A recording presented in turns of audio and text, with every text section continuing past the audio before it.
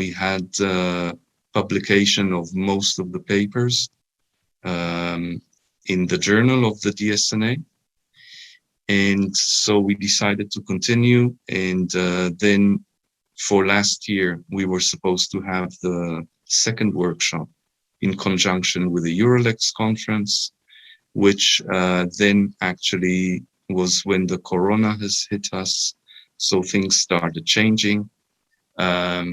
It was postponed, and then it was canceled, and then we had a partial workshop online. So we had that last November, and it seemed to work quite well. And the papers from there, actually, this is really fresh news, are being published tomorrow as a special issue of the IJL. Well, some papers. The Eurolex conference is finally happening in about a week. You probably know about that. And there are going to be a few of the papers from that workshop which will be there. So this year we have 12 papers. I guess the majority is still from Europe. Spanish is the winner for sure. A couple from Portugal. Otherwise, there is one paper from New Zealand that we will begin with, and we will end with more Spanish papers from Latin America. The first part of the session, we are going to have things which are a little different from the ordinary, not all of them, but we're very happy to begin with a paper which is really connected with the Australex conference that this is part of. And not only that, but this is a paper which has to do with sign language. I'm just saying that as an example. I'm part of my small talk now to more and more people are joining. We have nearly 80 now. You can see the numbers. By the way, we have a little over 120 registrations, which we think is great. The last one registered yesterday. We still got an email from Sweden. So welcome everyone. I suppose people will still continue to arrive, and some of you will be leaving and not staying for all of this. So maybe just a few words about the GWLX, as you know, is Global Alliance of Lexicography, which aligns the continental associations of lexicography. So our workshop is part of that. And as I mentioned, we had the first workshop with DSNA, second Eurolex, and this one, which is with Australex, which are having their conference tomorrow and the next day. We plan to have the next workshop again with Eurolex to kind of make up for not having had it yet.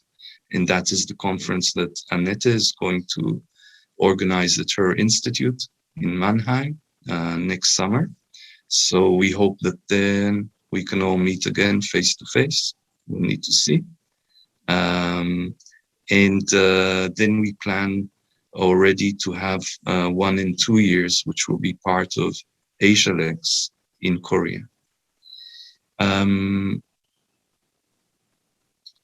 I think if I continue to talk, if I haven't said anything stupid yet, I'm sure to do that.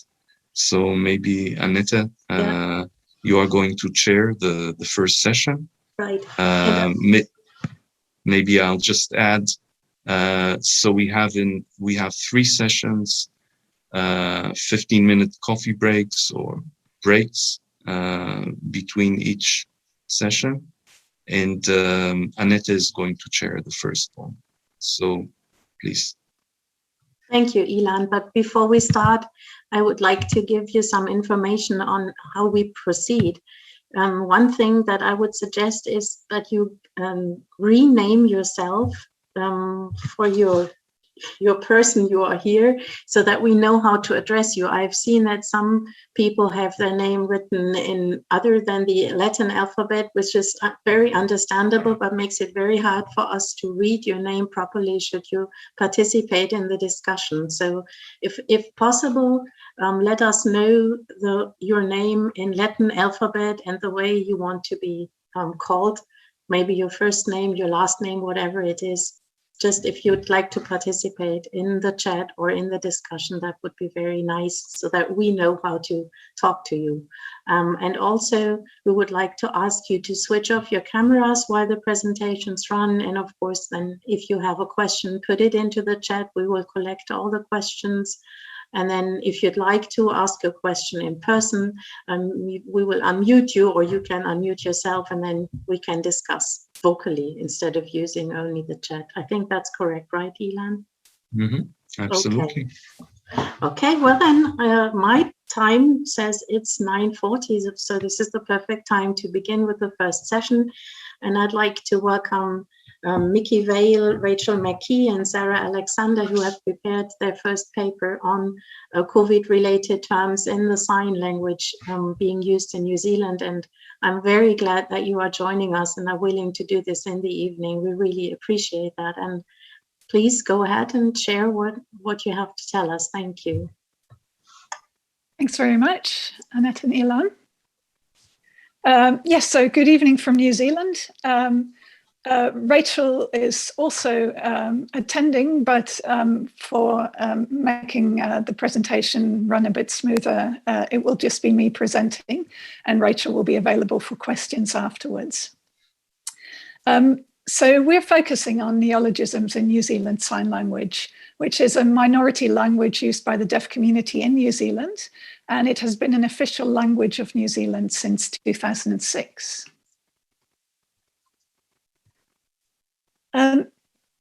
NZSL, as New Zealand Sign Language is also called, was historically mainly used for communication in private social domains until the development of interpreting services in the 1980s. And of NZSL in education from the 1990s onwards. So since then, we've seen some expansion of lexicon in a wider range of domains. Research and language documentation of NZSL also began in the mid-1980s, and that included some early lexicography. We currently have an online dictionary of NZSL, which is available both on the web and as a mobile app. And there were 2 print dictionaries that you can see on this slide that were precursors to this. The online dictionary is mainly corpus-based, and the original data for the dictionary has come from video recorded, mainly spontaneous discourse, but around elicited or guided topics. And the dictionary has NZSL as the source language, but it can be searched in both directions. And we know from user studies that English to NZSL is the dominant search direction. And that suggests that it's used more often as a learner's dictionary rather than being used by deaf people themselves. It's a general purpose dictionary, although it does contain some technical terms. And we currently have around 6,000 sign entries. By sign language standards, this actually makes it a relatively large and comprehensive dictionary. And that's due in part to the language having been used only in limited domains until fairly recently, as I mentioned before.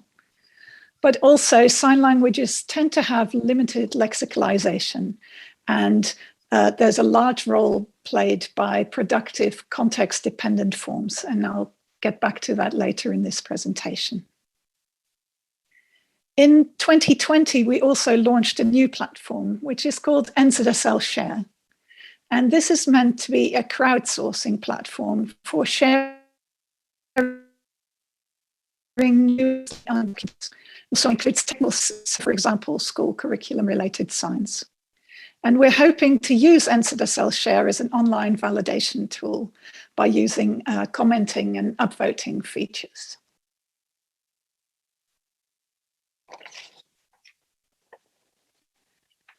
Now, NZSL Share, as I said, was launched in 2020, actually in March 2020, during the first of 2 countrywide lockdowns. And we're currently, unfortunately, in lockdown again.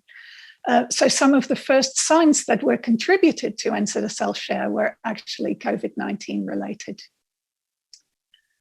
The other main feature of the COVID pandemic was that NZSL was used to provide access to government information and to public information relating to COVID. And that has led to translators, but also live interpreters being present both online and on television. And as mediators and, if you like, frontline brokers of this kind of public information, interpreters and translators became language innovators for NZSL. They were producing COVID-related terminology ahead of community usage. And because the NZSL community was still receiving that new information themselves and grappling with the new concepts, they couldn't at that point contribute very much to the creation of new terminology. So this is why, to examine NZSL neologisms, not only did we look at community contributions through NZSL Share, but we also held focus groups with some of these translators and interpreters that were involved in the broadcasts of information, because we suspect they played quite a large role in coining and disseminating COVID-related vocabulary.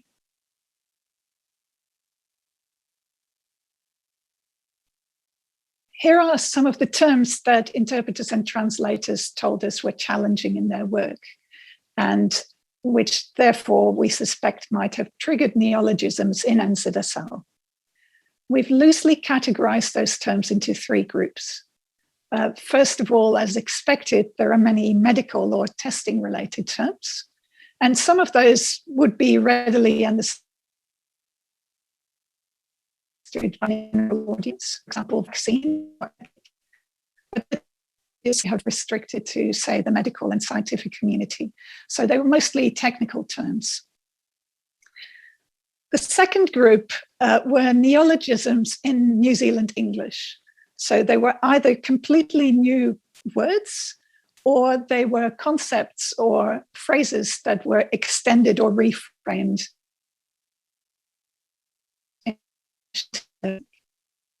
Example with that's used in a new context, and phrases like team of 5 million that cropped up a lot. And those terms are new to both the English audience and to the deaf NZSL using audience. And then finally, there were terms that have no lexical equivalent in NZSL or that are otherwise difficult to translate. So this includes terms that were included in the media briefings or public information from areas that aren't directly related to COVID-19, such as finance or government support. So that category doesn't contain neologisms in English, but may have triggered neologisms in NZSL because of translation.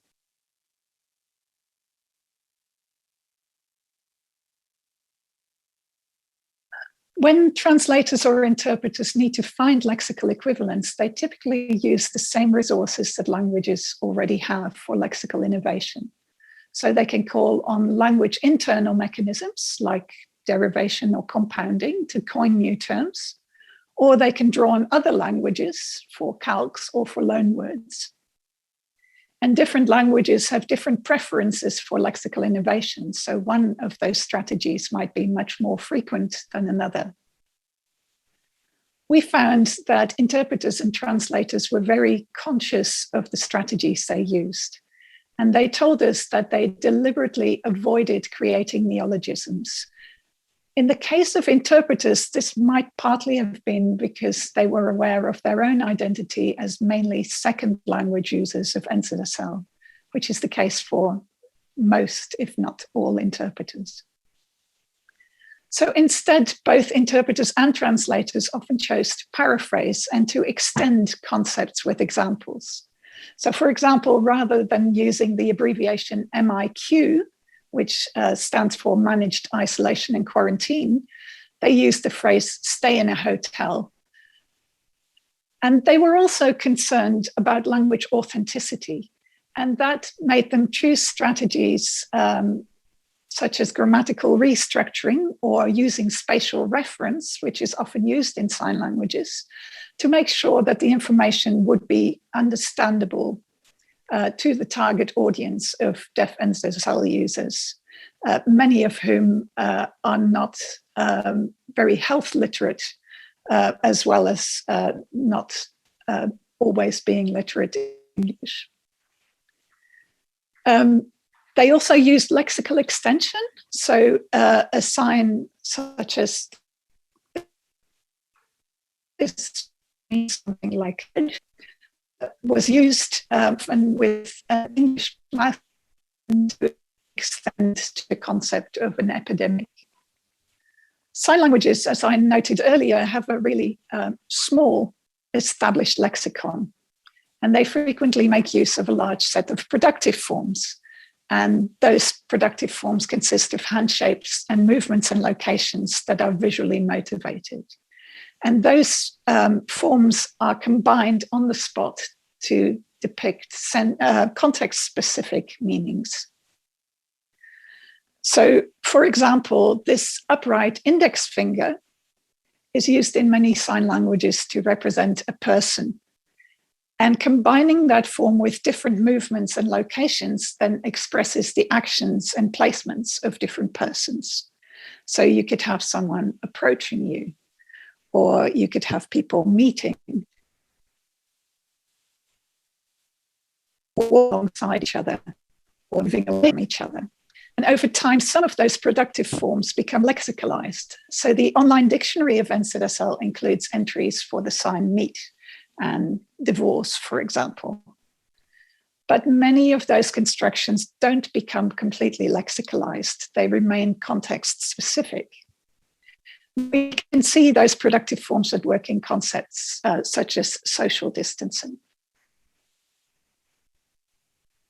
Moving on to language external strategies then, we found a few calques. For example, some interpreters assigned COVID positive in this way, COVID and the sign positive or plus. But from what interpreters and translators told us, they had concerns that the meaning positive in the sense of someone having COVID or COVID being present would be not readily retrievable by the community from this sign. So they would choose to paraphrase instead, maybe saying something like someone has COVID. But the constraints of real-time interpreting or short notice translation might have introduced calques as a default strategy of interpreting. And then finally, there are loan signs from other sign languages. Both our research participants and the wider deaf community view online media in overseas sign languages. And from this, the sign coronavirus was fairly swiftly accepted into NZSL, which readily borrows from other sign languages.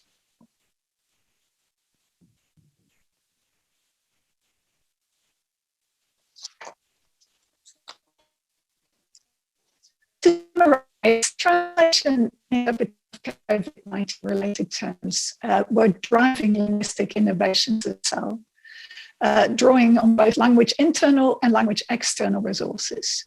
And there was plenty of evidence of translational equivalents that were new to NZSL in the texts that we examined. But the lexical status of many of those new coinages is uncertain. First of all, many of the productive forms I discussed earlier are not fully specified out of context.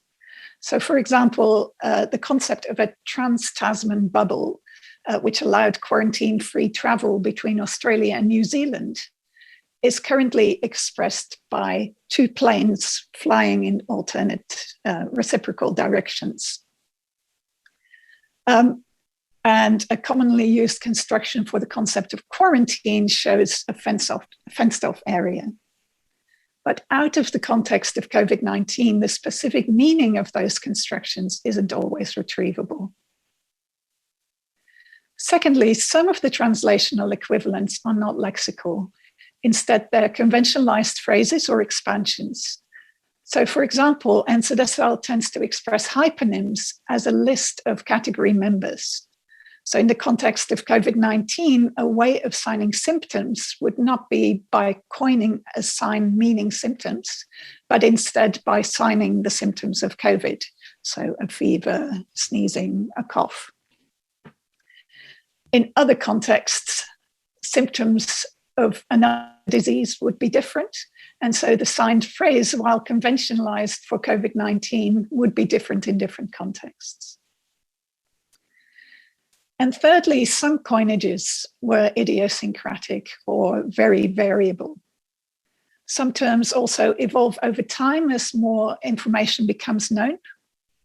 Translation and interpreting take place under time pressure, and there aren't very many channels or resources in place to standardize the usage of COVID-19 related terms between individuals. So both for our research participants and for ourselves as lexicographers, doesn't have a written form, it's also very difficult to measure these languages are actually being used in the wider community. In conclusion, then, we are planning a dictionary update towards the beginning of next year, and we plan to include COVID-19 related signs in that update. But there will be very few lexicalized terms. The most notable one will be the line COVID-19, because there's evidence now of widespread community usage of that sign. And there are other productive forms that are sufficiently lexicalized, such as mask, that we can also include. But for the majority of signs, we will need more time to monitor the emerging evidence of terms settling into a less variable form and of becoming widespread in the community. There is ongoing research on NZSL neologisms, and we will continue to include COVID-19 related terms in that research. And we're also continuing to use and to promote NZSL Share, which can function as a repository for new terms at the stage when there's still variability or where the terms aren't fully lexicalized yet. And there's some benefit to making new signs and phrases visible at that stage in one place online, so that we can get consensus building around them without lending them the status of dictionary entries. And although the uptake of the platform is still in the very early stages, it's been encouraging to see it being used, and we hope that it will continue to be a bridge between the community and the dictionary. Thank you. Thank you very much, Mickey, and also your co-authors. I think this was fascinating. I never knew how much has to go into the definition of new signs, neologism signs, but you made it very clear what the challenges really are. I'd like to open the discussion. Let me just check if any questions arrived yet. Annette, may I just invite the presenters to turn their cameras on? We are not sure whether that was because of some bad connection from New Zealand, or if Mickey simply didn't turn it on. But you are welcome to do so now. If I'm sorry, my video says it's on. Okay. I hadn't realized it wasn't on. I was happily demonstrating signs. Apologies for that. No, it's something with the connection then, because it was, you kind of disappeared sometimes. Well, right. Considering you are the farthest away. Now you're back. Okay, I'm back. I apologize for that. Yes, I couldn't see my. Okay, now the sound connection is very bad again. So,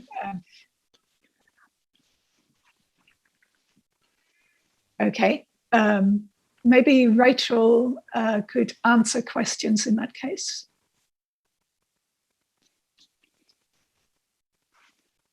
Can you still hear me? Yes. I can hear you, Mickey. Okay. but I think there are no questions. I'm not sure if there'll be much time for questions at this point. But I have a question. If there's nobody from the audience coming forward, I was fascinated by the idea that interpreters do indeed coin or invent or create new signs on the spot, as I'm sure they have to, because they need to translate on the spot. But on the other hand, you said, I think I heard it correctly, that they are quite reluctant to do that, but they would rather have that those signs come from the community, so they don't feel as part of that community. Or how do I understand this? Rachel, do you want to respond to that? Yes. So unlike interpreters or translators for most other languages, the majority of sign language interpreters come as second language users of the language. And so, of course, there are always identity politics around language ownership and language creation. Mm-hmm. And, of course, in a practical sense, they do have to create terms or create new translations. But I think it's very typical for interpreters to prefer to be able to consult with the target language community if possible. Right. But unfortunately, in this situation where everybody was in separate bubbles, in separate places, and there was no time for that, they just had to do so. But often in a situation where you're not being broadcast, you might have an opportunity to negotiate terminology in the situation. Mm-hmm. But that was not possible under these circumstances.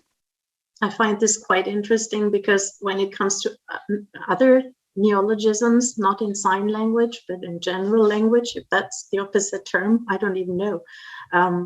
There's always this question by users, who coined this word?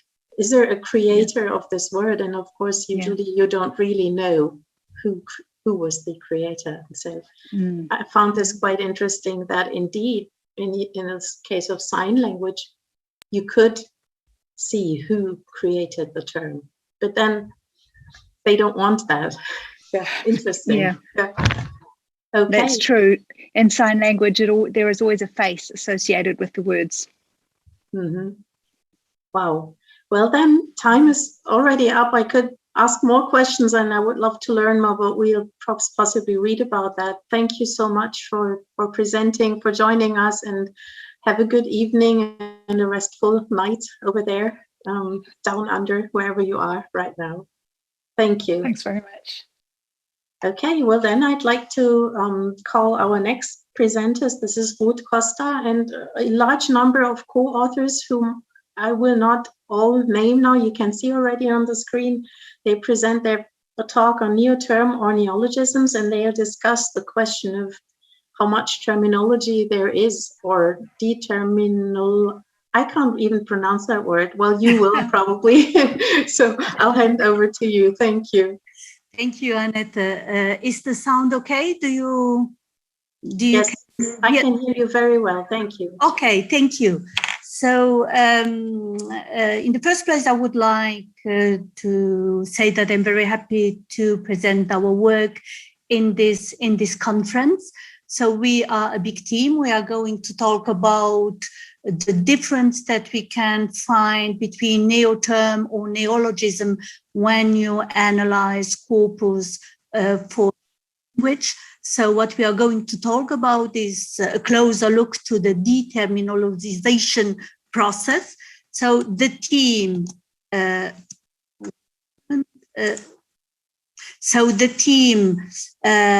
we are 6 that we are working on this topic. Each of one of us in a very specific point of education. So we have Ana Salgado, she's more related to lexicography, Sarah Carvalho more linked to linked data and ontologies, and Margarida is more linked to corpus. We have Raquel, who is working with digitization, and Bruno, who is mainly working with information science. So we are all part of this group. So our outline, so we will talk, we have a little introduction. So theoretical framework, neologism and difference between the two of them, how we compile So this will be, we will present this very quickly. It will be more detailed in the paper. We will talk a little bit about word formation, the difference between terminologization and determinologization, lexicographic treatment of neologism, and we will propose a lexicographical model that we are working on. So it's still a draft of what we are thinking to do, and we have our conclusion. So the introduction, I think it's a little bit the same for all of us. So it's in fact that pandemic brought new text into the communities. So it's several new lexical units have permeated the overall media discourse, as well as social media and other channels. So what we to talk about is about the impact of pandemic into the Portuguese, into the European Portuguese. And well, we think after looking in a very detailed way on our corpus that there is in fact a difference between what we call neo-terms in terminology and what we call neologism for everyday life in language. So our theoretical framework, we have 3 of them. So we work mainly in terminology, and we have a double dimension. It means that we care with the linguistic level, but also with the conceptual level. We work in lexicology, so it's we deal with the full meaning and behavior of lexical units. And we work with lexicography. We mean the process of writing, editing, and or compiling a dictionary. So we try to bring all these theoretical background together. So in the first place, so what is a neologism? So we have, as we said, a neologism used in everyday life, and we have what we call a terminological neologism. In literature, you can find very different ways of talking about this phenomena. And you know that some of us talk about neoterm, some of us talk about neonymy. We prefer to work with neoterm since it's the terminology that is used in ISO TC 37, and then we can find in the standard 1087 that have been released in 2019. So that's the definition that we are using for neoterm. So what is a neologism? To take a look at what said Pruvot and Sablerol. So neologism is a new word or new meaning of an existing word in the language. And for ISO TC 37, a neoterm, it's a term that is specifically coined for a given general concept. In our, what did we do? So we have 2 different corpus. We have the Press Corona corpus, who is our corpus of analysis, and we have in this corpus we can find new papers and magazines related to COVID-19 topics. And we have a second corpus that we call the reference corpus, and is an LSP Corona corpus. We have official documents produced by healthcare agencies and healthcare professionals and scientists. So the Press Corona corpus, so we did a text typology according to social activities and targeted audiences. So we can see that we have a bunch of different types of text. And we have in this corpus is big enough for our work. So we began to work and we compiled this corpus from the 15th November until July 2021. So we have around, as you can see, a big amount of tokens, a big amount of works. We have 986 texts that we are looking at. So what we found, so our main topic was to see how we could exploring the term or the lexical unit COVID-19. As you can see, for Portuguese language, you have a big variety of ways of coining the term. So you can see we have a lot of them. This one, COVID-19, written, the 4th element here, is the one that is used by the World the World Health Organization. So it's the one that is used, and so that would be the one that we would use if you would work in terminology. So so what do we found? So some example that we found in our corpus. So we found COVID as an hybrid acronym. So it means coronavirus disease 2019, and COVID is an ellipsis. So what we find as lexical unit, for instance, you have COVID, covidario, covidiana, alle COVID, covidat, covidiota. As you can see, so we have COVID is an acronym. The other ones, we have three elements that are derivations, and we have elements that are composition, and we have a portmanteau and typology. I think it's the way we say it in English. And as you can see, so we have COVID as a word element. So that's what for us, what is important is in this paper. So we have a word element. COVID is the base, and then we have a suffix. And here, for instance, even if it looks very similar, but in one case we have a derivation process, and in the second element we have a portmanteau process or a composition. What is interesting here for Portuguese language is that the suffix idade enables the formation of new nouns from adjectival basis, but in this case, it's not the case. So it's a very neological process. And the second note is we have COVID and COVID. So we consider it as being a formation element. And this idea is for us the more interesting, and we are working on this because we think this should be, we have to look at it in a very clear way. So what do we found in our corpus? So we have the coronavirus disease 2019, and then we have an acronym process, and then we take away the hyphen, and then we have COVID. You can still identify the acronym, but then we go to COVID as a noun, and at the end we consider COVID to be a word element. So we have a polylexical unit, an acronym, a word, and at the end we have a word element. So what has this to do with terminologization and determinologization? So if you take a look at terminologization, so it's when a word for some kind of processes became a term, and the other way around, when we have a term that is used in a professional community and it goes in everyday life. Terminology doesn't care about determinologization, so you don't find the definition in the standards, for instance. So the only thing what terminology wants to know, it's about a word that is going to be, that is a term in during a process. Okay, so when we look at terminologization, so we can see that this is a process by which a general word or lexical unit is being used more and more as a term in a specific domain or subject.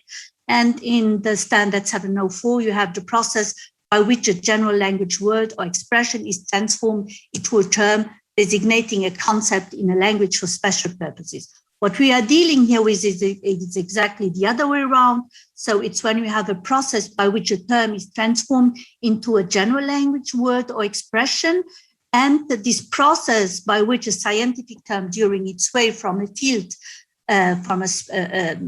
specialist to a layperson loses its accuracy, gets new connotation, and the word can be even moved to refer to a completely different thing. And this is what we found with COVID in social media. So what is the point here? So when we switch from a term that is designating a concept in the subject field to a word used in a general language, what happens? Well, it happens when the people involved in the communication are layperson and not experts. Second situation is the situational communication context belong to everyday life. And the third element is the word is used without the reference to the conceptual system the original terms belongs to. So this is the way that we can identify a term that loses their status and becomes a word. Okay, so what Maya says in Macintosh, so they say that these kind of words undergo minor conceptual shifts as they cross the border between specialized and general language and are therefore not fully terminological in the strictest sense of these terms. Okay, so this is the process that we can have again. So if you reusing the word as a formative element contributes to the process of determinologization, since the core meaning is used in a superficial manner. Okay, so it means that covidiota, these terms, for instance, are neologism. They are not terms because they don't refer to a specific concept in a specific domain. And we can here identify the morphological process that is behind. So these words refer to a COVID context, but they neither convey specialized features, nor do they belong to a conceptual system of a domain. So when it comes to the lexicographical context, so what we did, we took a look at two dictionaries. So we took a look at Privera, and we took a look at Infopedia. So these are two dictionaries that are available online. They are constant. They have constant updating, and they have a very broad lemma list, more than 100,000 entries. And so we took a look at how they deal with COVID, Covidario, Covidiano, and anti-COVID.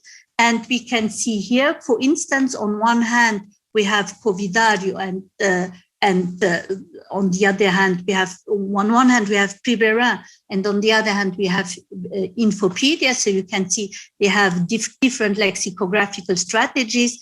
And as you can see, so both of them, so they have a domain label. They can, in this case, you have the word formation that are used in this context, and in Covidario, this information, we can find it on another level of the lexicographic article.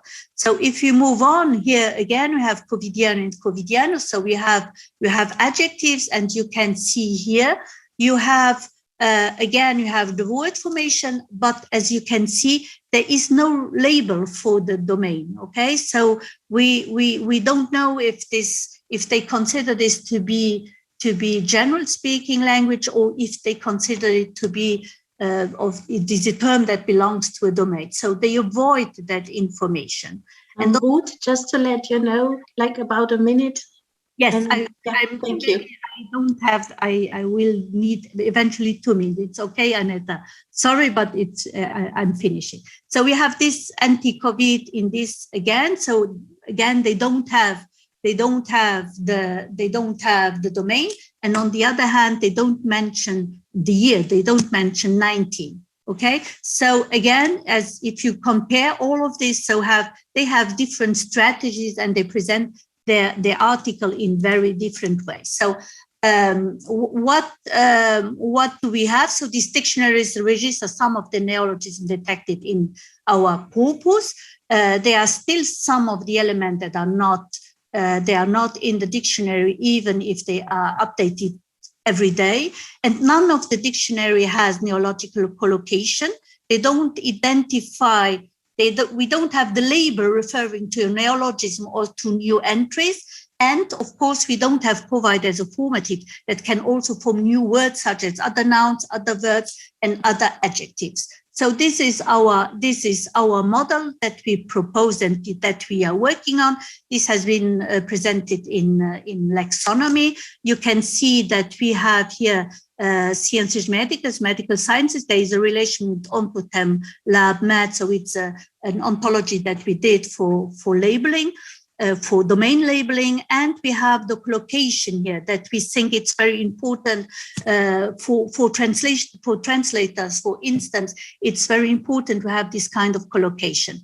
And we propose a model, and we propose to introduce COVID as a word formation. So this is this we have to think about it, but we think this is a very interesting element since it's really very productive and very creative. So we therefore argue that it's important to present COVID as a word element, to present collocation, and to keep the COVID entry both as an acronym and as a noun.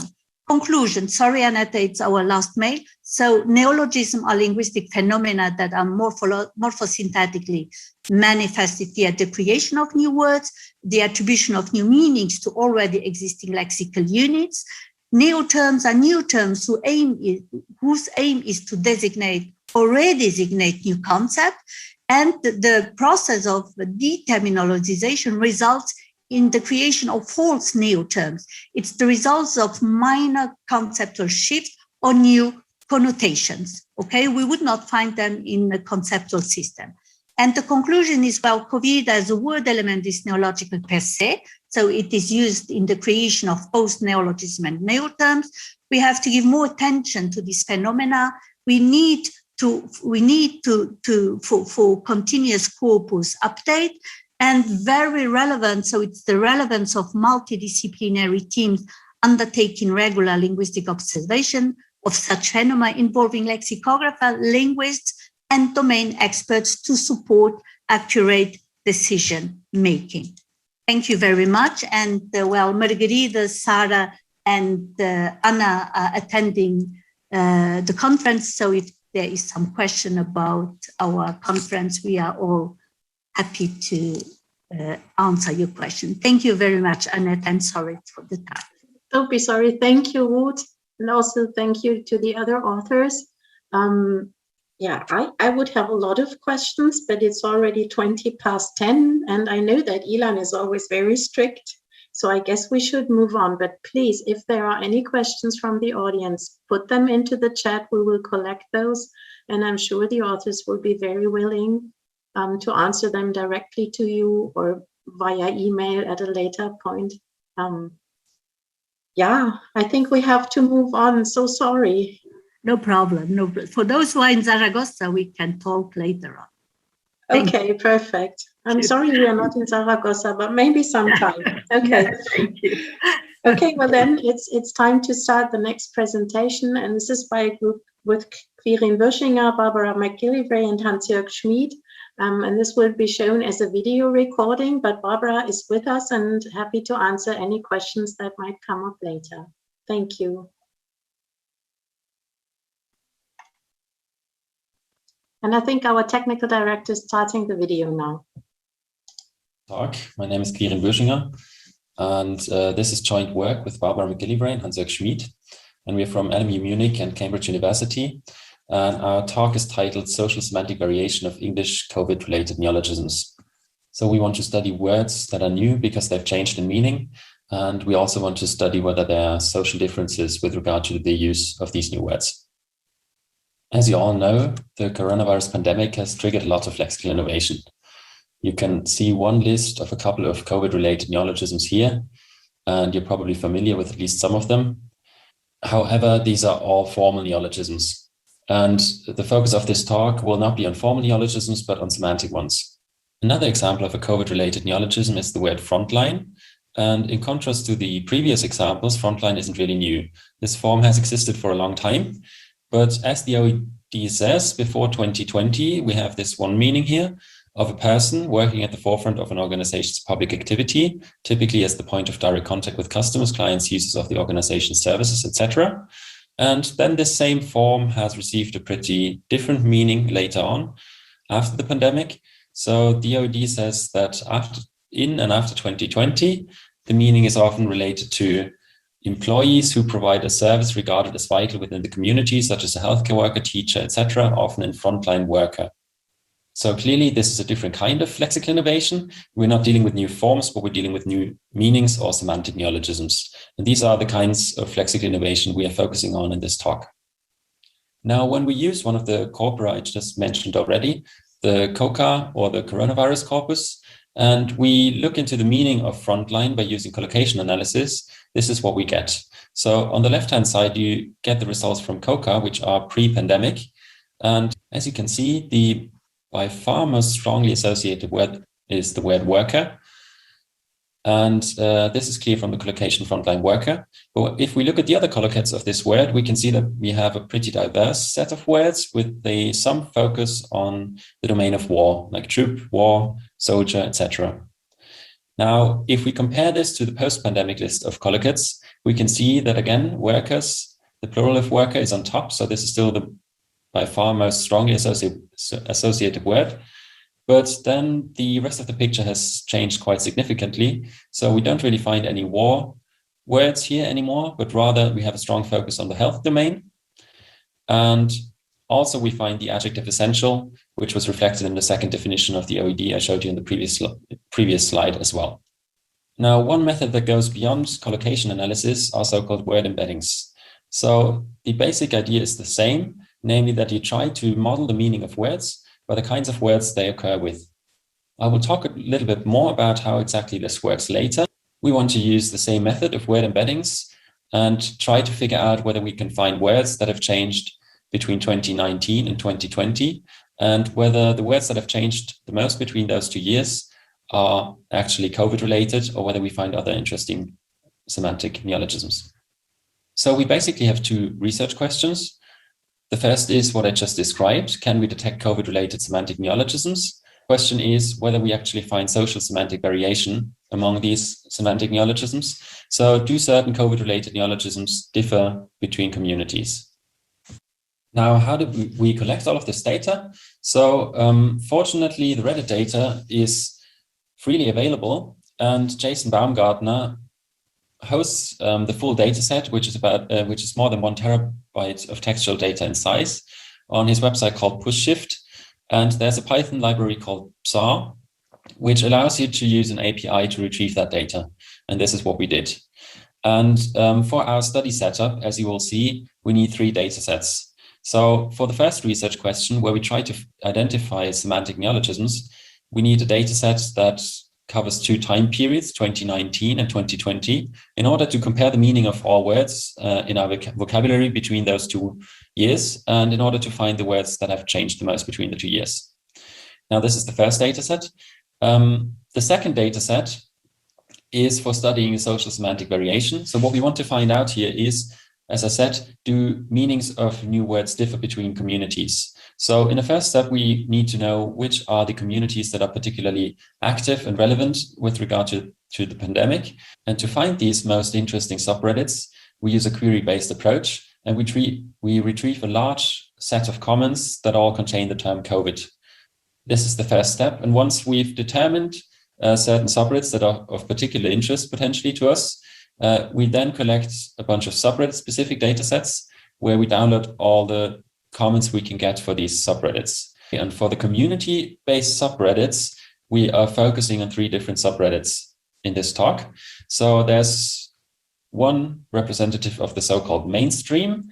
This is a subreddit coronavirus. And then there are the skeptics. And we have 2 representatives here, the subreddit conspiracy and the subreddit lockdown skepticism. So here's just a brief summary of the data sets. So for the semantic change detection, we have about a bit more than 5 million comments for both 2019 and 2020, which amounts to about 180 million running words. Then for the analysis, where we try to figure out which are the most relevant subreddits to study COVID, we've collected about 4 million comments. And lastly, for the social semantic variation, we've collected about 3 million comments from the subreddit coronavirus, 400,000 from lockdown skepticism, and 3 million from the subreddit conspiracy.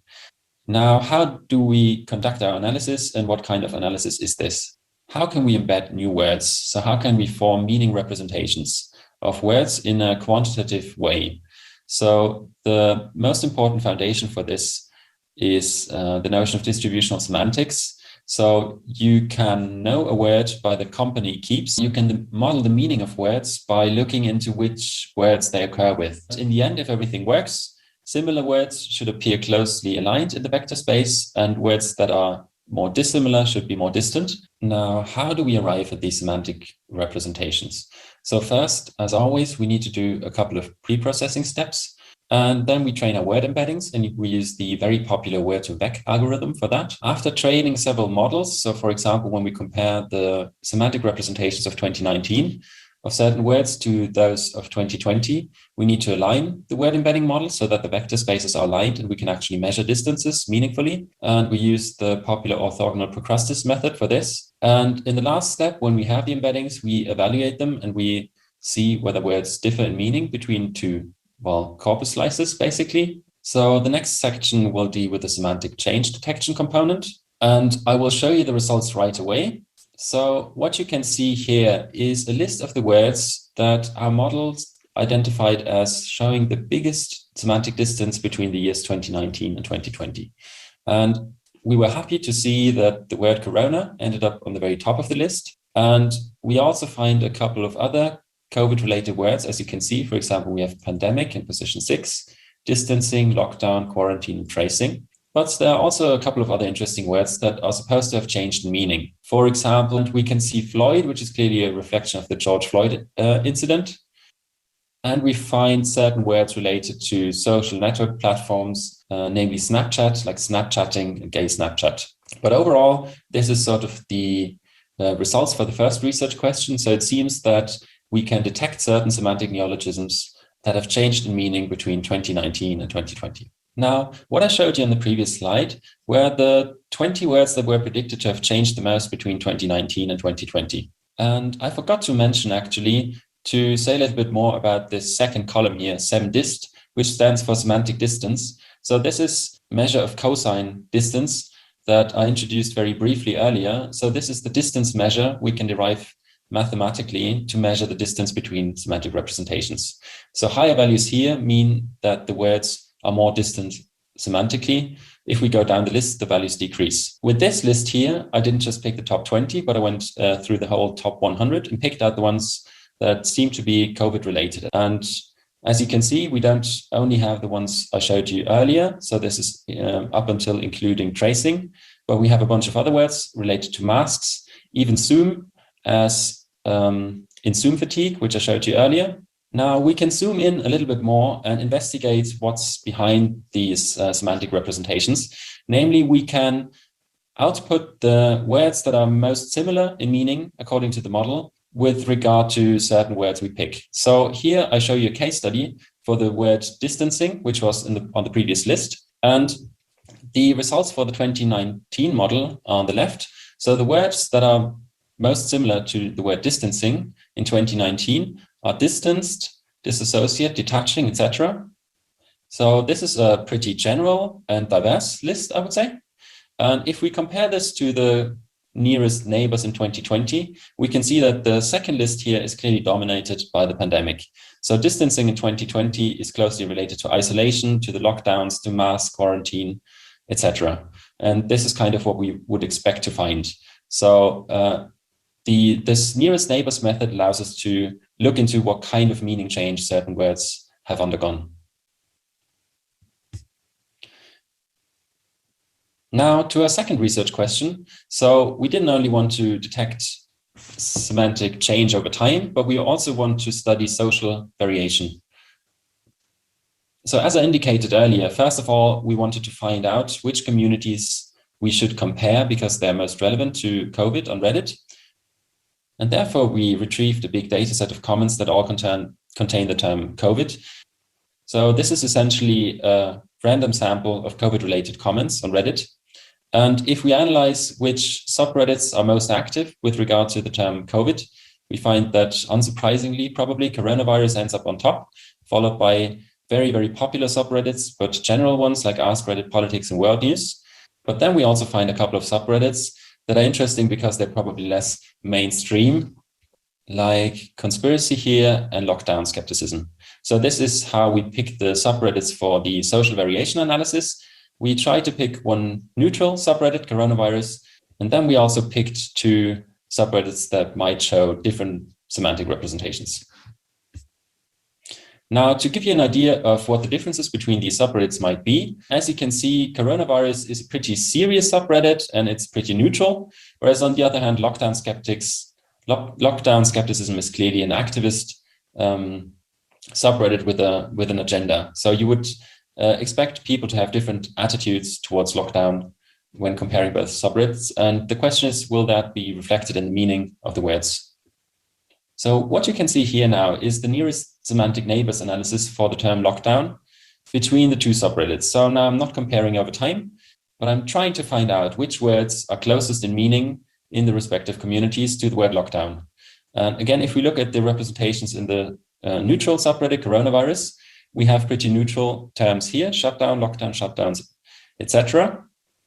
And if we look at the right side and we look at the nearest neighbors in the community lockdown skepticism, we have the same couple of terms on top, which makes sense because you would expect the core denotation of the word to be the same. Lockdown is still a lockdown, and everyone seems to agree about the core meaning. But what's interesting is that we can then find words like maskas, vaxes, vax, vax, masker, that are clearly not strictly related to lockdown, but they seem to be in this community.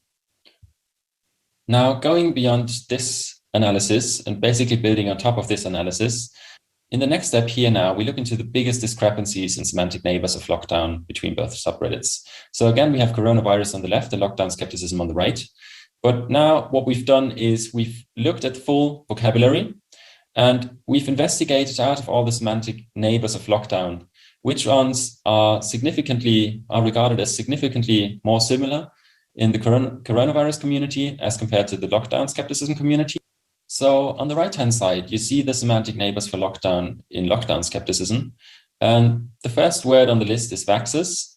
And it ends up on top of this list because it is the form vaxes is considered to be semantically close to lockdown, only with a cosine distance of 0.17 in the coronavirus community. So people don't associate it very strongly with lockdown, but it shows a very high similarity among the lockdown skepticism community. And this results in a big difference between the ranking in both communities.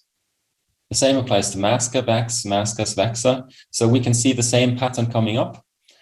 In addition, I've highlighted two adjectives here, ethical and misguided, which clearly show the attitude of the people in this community towards the term lockdown.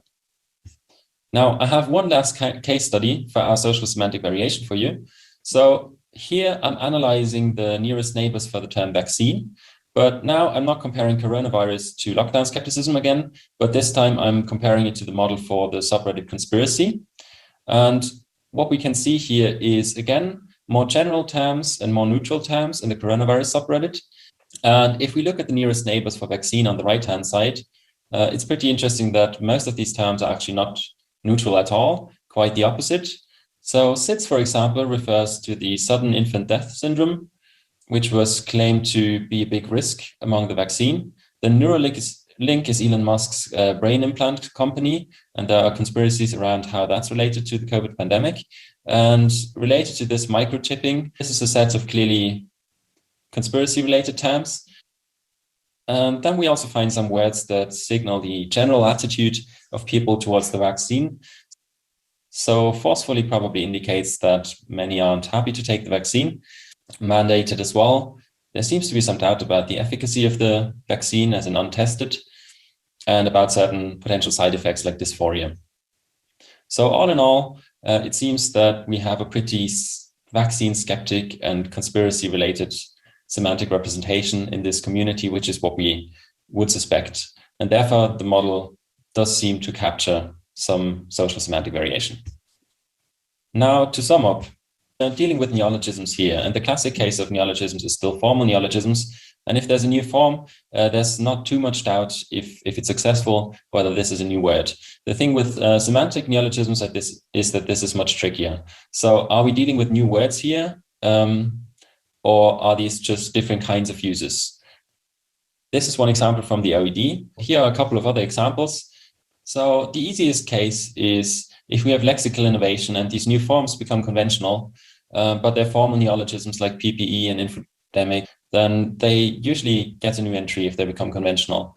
But in the other cases, if there's new uses of a word, as with self-isolation, or if there's new senses of words, as in social distancing, or if there are new meanings, as in frontline worker, for which I showed you the collocation analysis, then it's an open question how dictionaries should deal with this. What we would like to show in this talk is that there are computational methods which could be useful for lexicography. Finally, to conclude, so we saw that COVID has triggered a high degree of lexical innovation. And previous work has shown that the pandemic has introduced many formal neologisms that are related to the pandemic. But what we try to show here is that we also observe considerable meaning change in existing lexemes. And lastly, we've investigated social semantic variation, and we saw that there are quite interesting differences in the semantic representations of certain words, like lockdown or vaccine, between communities. And this is particularly interesting in the current socio-political climate, where we see a lot of social fragmentation and polarization, especially on social media. And this is a promising area for future research. Okay, and that's it. Thank you very much for your attention.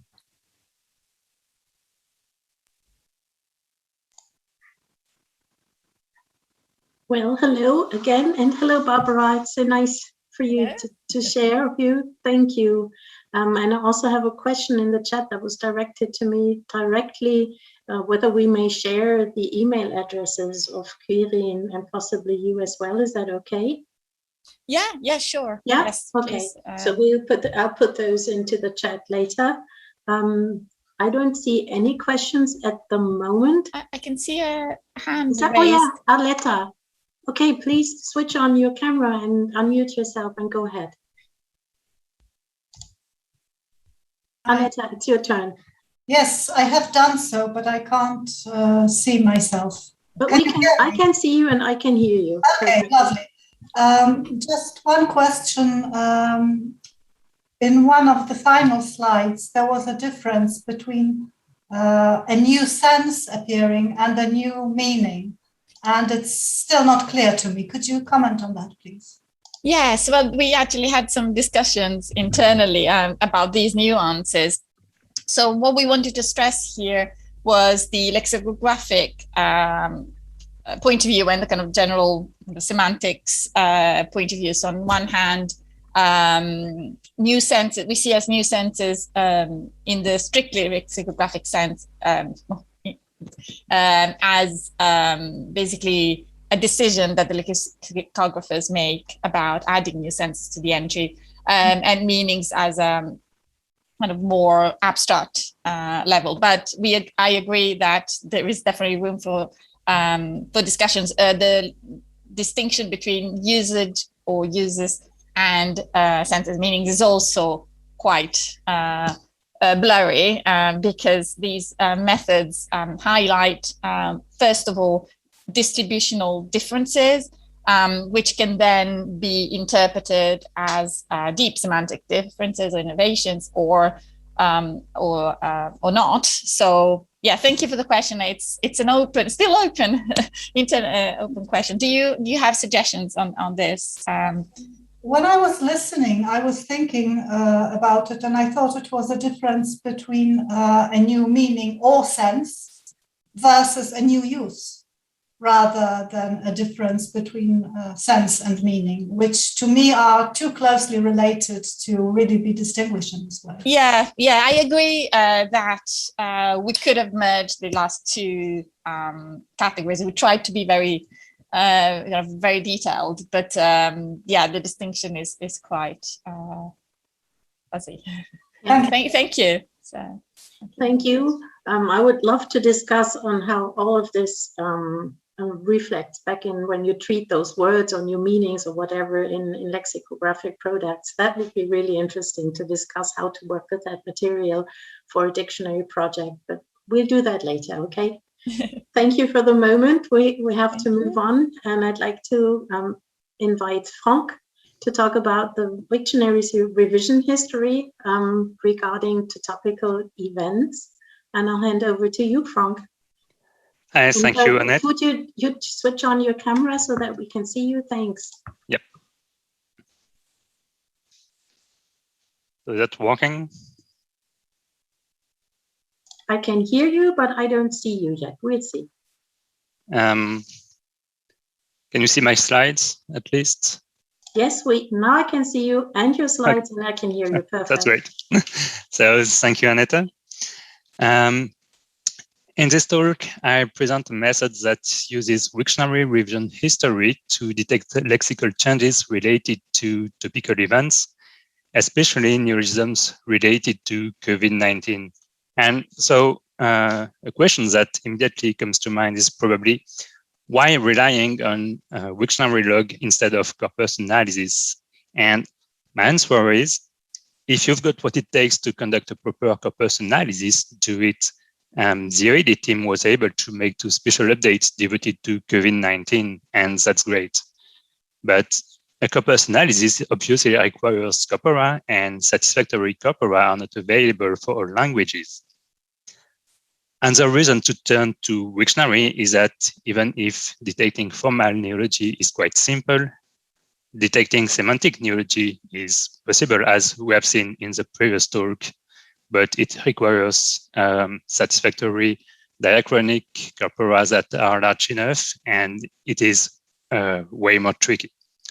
So the proposed method is considered a stopgap when no better solution is available, but it may also prove useful in addition to standard corpus analysis, either to collect additional candidates or to minimize the risk of missing true positives.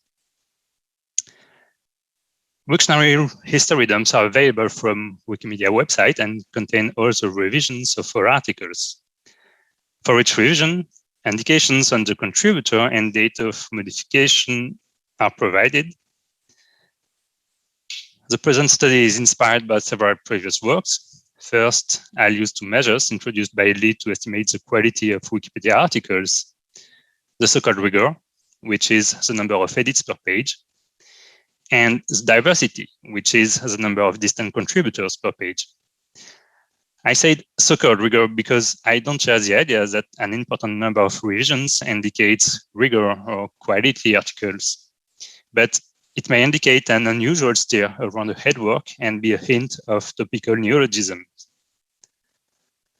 Second, Wolfer and Müller-Spitzer used 2 measures to describe the dynamics of the German and English dictionaries, and one of their findings was that the number of edits per article is correlated with corpus word frequencies. If we finally consider the work by Antoinette Renouf, who established a relationship between the variation of corpus frequencies and various neological processes, we can formulate 2 hypotheses. Important variations in the number of article edits may help detect neology, and the articles modified by the greatest number of contributors are the ones most likely to be related to topical events. In this talk, I'm going to outline the method and summarize some results observed for the English dictionary, and you'll find more detailed experiments and discussions, as well as results for the French dictionary in the paper. Let's start with 2 headwords that were added to Wiktionary in 2020, social distancing and flatten the curve.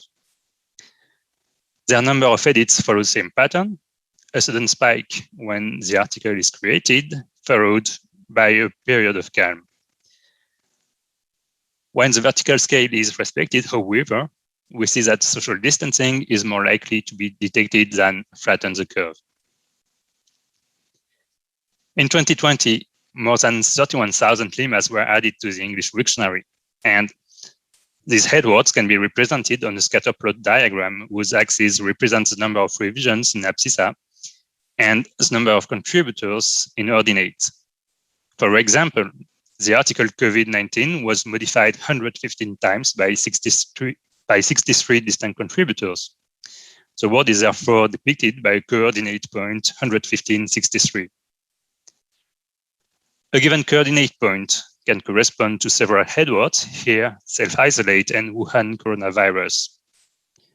The points along the abscissa correspond to headwords that were modified by a single contributor, while the points along the diagonal line are those that were modified each time by a distinct contributor.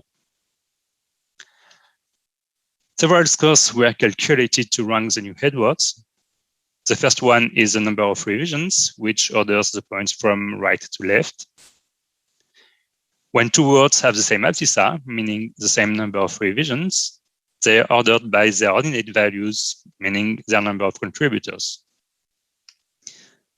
The second score is the number of contributors, which corresponds to a top-down order. The third is the distance from the coordinates point to the origin of the coordinates system. The farthest points are those that were the most heavily modified. And finally, the last score is a product, which has no geometrical interpretation. Considering the most modified existing articles is also important, since it may indicate either new word meanings and therefore new senses to be added to the dictionary, or it may indicate a need for article updates. The previous scores are appropriate for ranking new headwords, not for ranking existing headwords. For this task, the current number of revisions of a headword has to be compared to the usual revision rate of the headword, just as relative frequencies are used to detect neology from corpora, not raw frequencies. The usual revision rate possibly depends on linguistic features.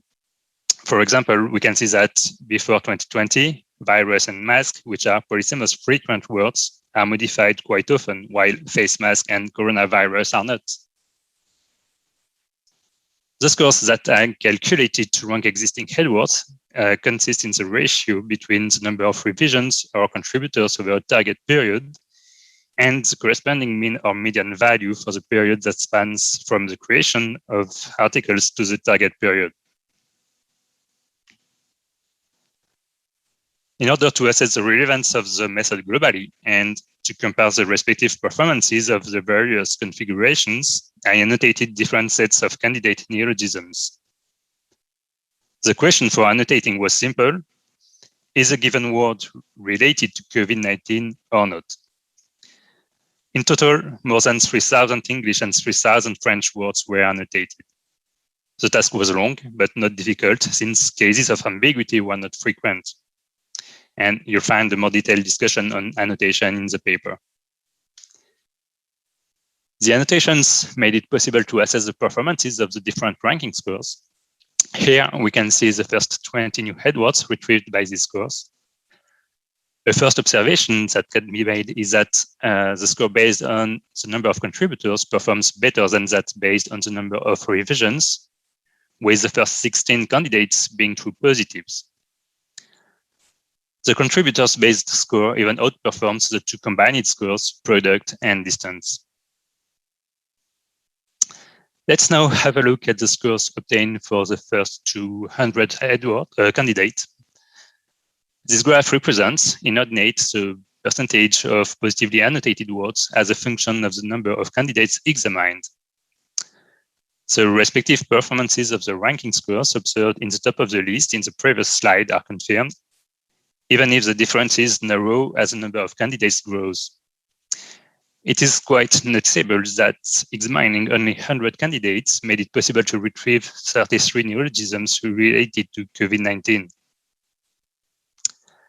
Next, we might want to analyze which words rank first and which words were retrieved or not. But for now, I was interested in knowing how the positive and negative annotations are distributed according to their number of revisions and contributors. I've made a linear regression whose fit line appears here in blue. We can observe that the positively annotated words depicted in green are mostly above the fit line, while negatively annotated words depicted in red are located on both sides. I then decided to set apart related and unrelated words and performed a new linear regression for each distribution. The slope of the fit line is clearly greater for related words than for words that are not related to COVID-19.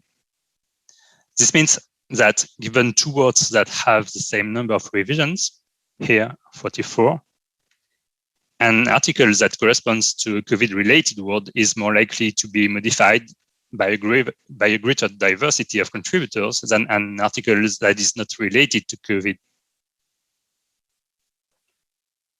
Previous experiments were conducted on a yearly basis.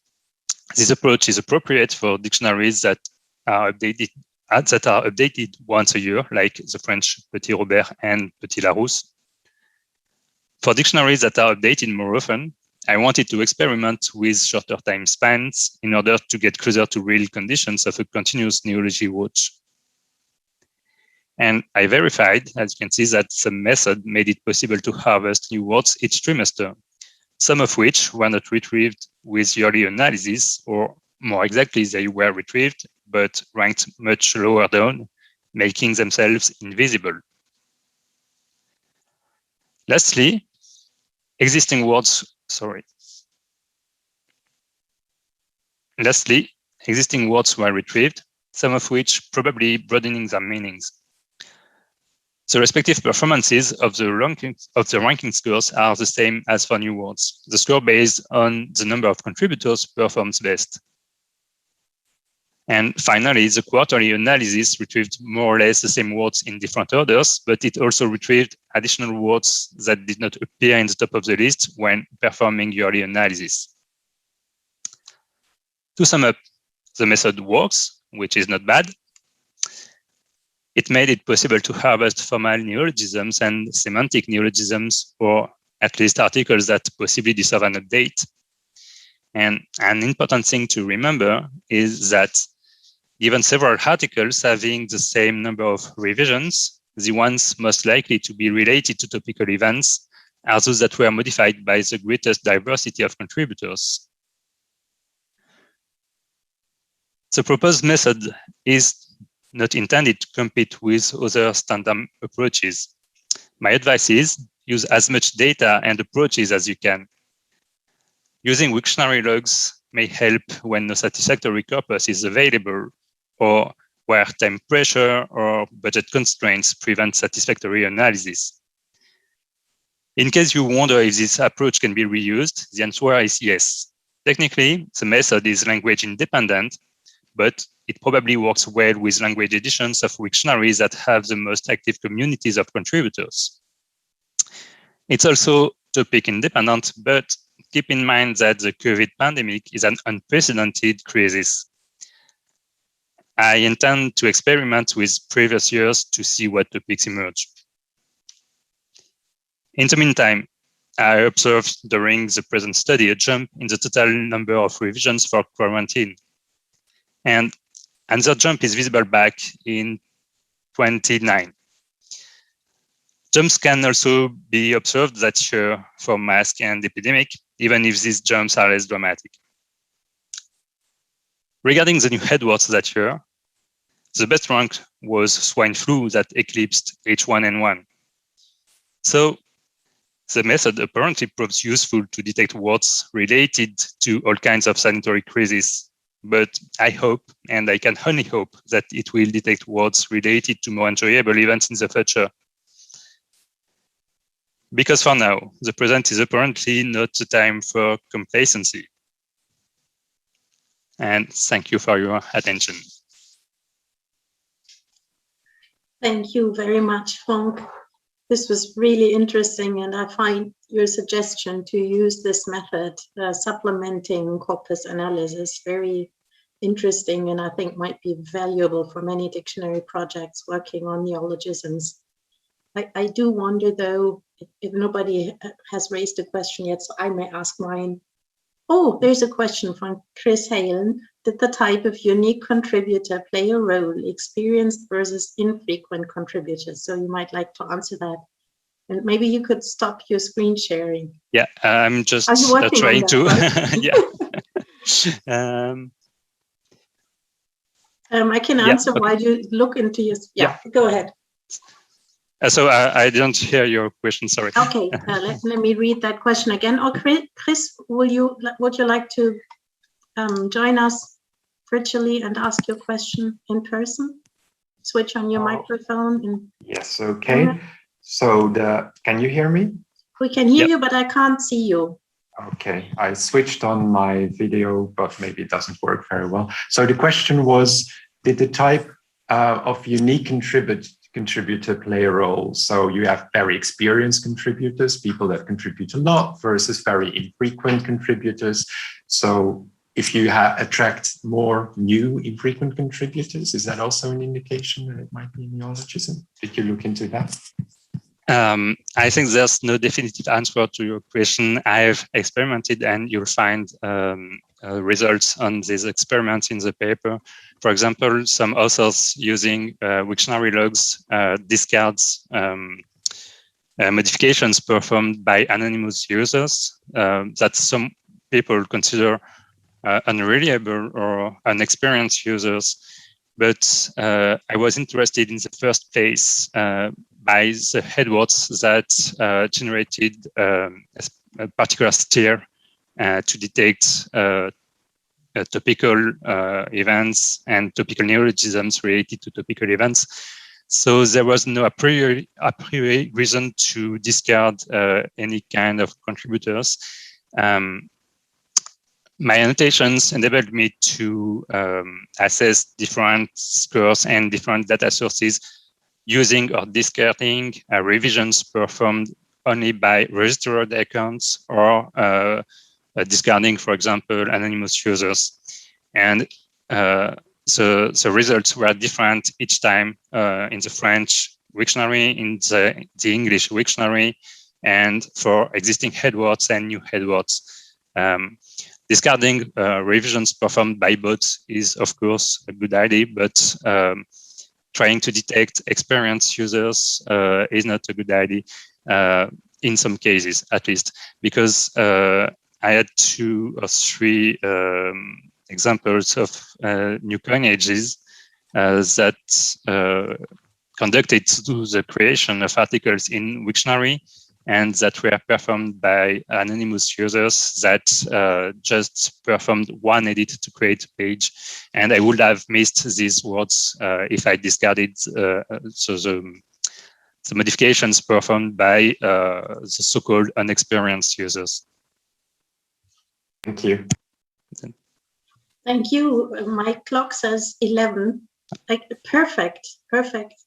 So thank you very much again, Franck, and all the other presenters of our first session. We have a 15 minutes coffee break now, and I'd like you all to come back and join us again at 11:15 for the next round. Thank you so much, and we'll see you then. Thank you.